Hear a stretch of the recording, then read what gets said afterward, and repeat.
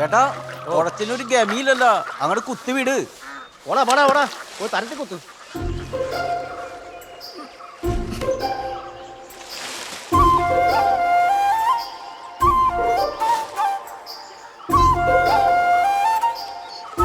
എടാ സോമ, പക്ഷിപ്പനിക്കുള്ള പ്രതിരോധ മരുന്ന് വരോന്ന് പറഞ്ഞിട്ട് എന്നായി? സർക്കാർ കാര്യമല്ല സഹിച്ചേട്ടാ, വന്നാ വന്നു. അതെ, ആ കെമിക്കൽ ഏറ്റിയ പേസ്റ്റ് ഒന്ന് മാറ്റി പിടിച്ചൂടെ? ഞാൻ ഒന്ന് പറിക്കാം. അയ്യോ എന്റെ പൊന്നു സോമ വേണ്ട.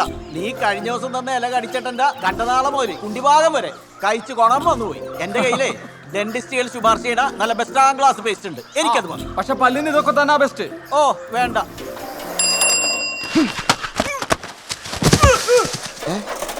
എവിടെയൊക്കെയാണ് പേപ്പർ ഇടുന്ന അജിനമോട്ടോളുണ്ടായവനെ? അയ്യോ ഈ കാലോടൻ ഇട്ടാണ് ഇതുകൊണ്ട് നല്ല ഉന്നോളാ. ഒന്ന് പോടോ. എടാ സോമ എല്ലാം പറ്റിയാടാ? ഒന്നുമില്ല, നടുവിനെ ചെറിയൊരു പിടുത്തം. ആ ഇതാ ഞാൻ പറഞ്ഞേ, ഇതൊക്കെ പല്ലിന് കൊള്ളാം, എല്ലിന് കേടാ. ആ ആ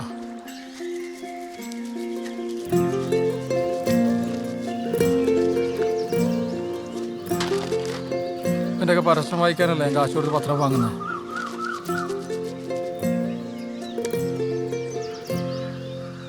അമ്മേ അമ്മേ, എന്നതാടാ? അമ്മ ഇവിടെ ഇത്ര സ്ഥലം കിടന്നിട്ട് മാവിന്റെ ചോടിട്ട് നമുക്ക് ചവറെത്തിക്കാൻ പറ്റത്തുള്ളൂ? അത് നീ നട്ട് വളർത്തിയതൊന്നും അല്ലല്ലോ, അത് തന്നെ ഇവിടെ മുളച്ചു വന്നല്ലയോ? ഈശ്വര, എന്റെ മാവ്.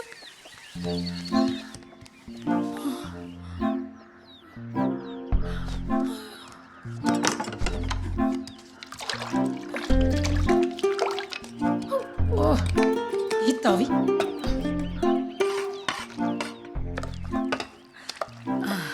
ആഹാ, മാവ് പൂക്കുറ്റി പോലും പൊങ്ങിയിട്ടുണ്ട്.